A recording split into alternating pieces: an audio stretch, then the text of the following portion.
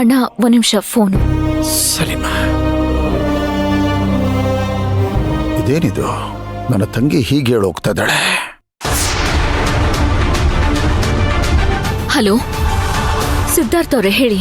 ಸಾರಿ ಮಾರ್ಚನಾ, ಒಂದು ಚಿಕ್ಕ ತಪ್ಪು ನಡೆದೋಯ್ತು.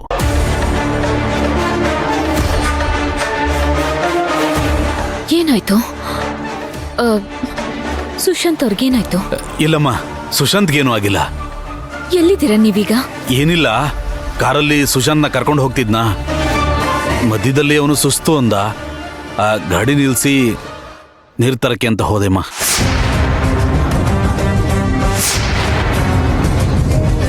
ನನ್ನ ತಂಗಿ ಜೊತೆ ಮದುವೆ ಫಿಕ್ಸ್ ಆಗಿರುವಂತ ನಿಮ್ಮ ತಮ್ಮ ನಡು ರಸ್ತೆಯಲ್ಲಿ ಹಗಲೊತ್ತಲ್ಲೇ ಕುಡಿದು ವಾಂತಿ ಮಾಡ್ತಾ ಇದ್ದಾನೆ.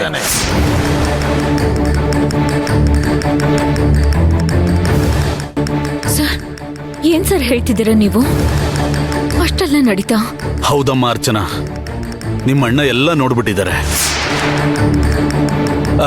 ನನಗ್ ಗೊತ್ತಿರೋ ಮಟ್ಟಿಗೆ ಅವ್ರು ಸಿಕ್ಕಾಬಟ್ಟೆ ಬೇಜಾರು ಮಾಡ್ಕೊಂಡ್ಬಿಟ್ಟಿದ್ದಾರೆ ಕಣಮ್ಮ. ನೀವು ಅವ್ರ ಜೊತೆ ಮಾತಾಡುವಾಗ ನಡೆದಿರೋ ವಿಚಾರನ ಮುಚ್ಚು ಮರೆಯಲ್ದೆ ಹೇಳ್ಬಿಡಿ. ಹುಷಾರಾಗಿ ಮಾತಾಡಮ್ಮ, ಸುಳ್ಳು ಹೇಳ್ಬೇಡಿ, ಸತ್ಯ ಏನು ಅಂತ ಹೇಳ್ಬಿಡಿ. ಸತ್ಯ?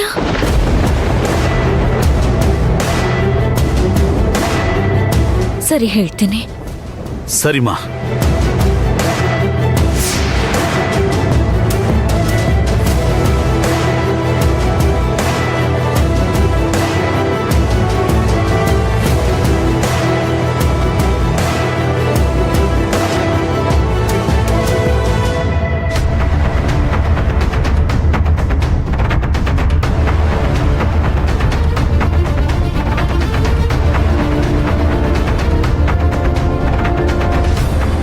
ಇಷ್ಟೊತ್ ತನಕ ಅಣ್ಣಂಗೆ ಎಲ್ಲ ಗೊತ್ತಿದ್ದು ನಾನು ಹೇಳೋದನ್ನ ಕೇಳ್ತಾ ಇದ್ನಾ? ಅಣ್ಣಂಗೆ ಇದರಿಂದ ಬೇಜಾರಾಗಿರ್ಬೋದಾ? ಅದಕ್ ನಾನು ಕಾರಣನಾ? ಅಣ್ಣನ ಹತ್ರ ಯಾವ ವಿಷಯನೂ ಮುಚ್ಚಿಡ್ಬಾರ್ದು, ಹೇಳ್ಬಿಡ್ಬೇಕು.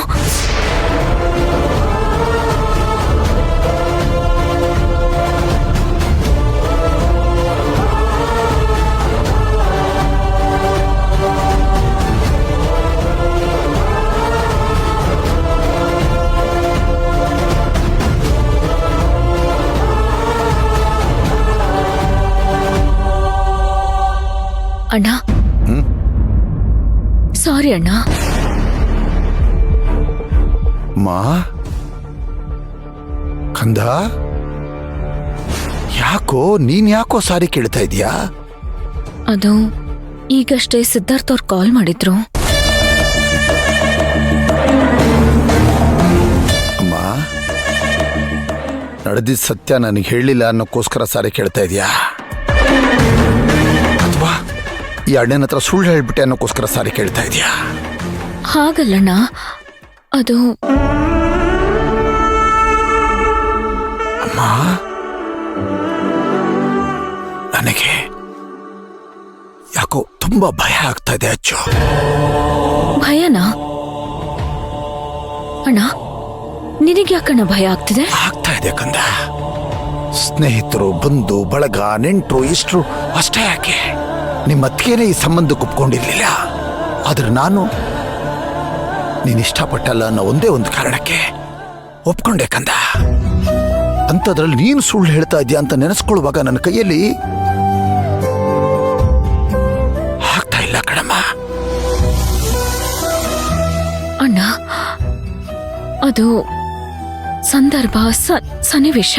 ಅದೇ ಕಣಮ್ಮ, ಇಂಥ ಸಂದರ್ಭ ಸನ್ನಿವೇಶಗಳನ್ನ ನಾನೇ ಎಲ್ಲಿ ನಿನ್ ಮುಂದೆ ಸೃಷ್ಟಿ ಮಾಡ್ತಾ ಇದ್ದೀನೋ ಅಂತ ನನ್ನ ಮೇಲೆ ನನಗೆ ಅನುಮಾನ ಆಗೋಗಿದೆ.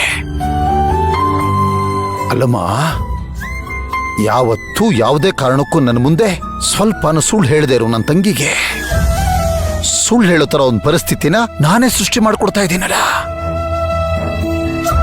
ಅದೇ ಕಂದ, ಅದೇ ನನ್ನ ಚಿಂತೆ.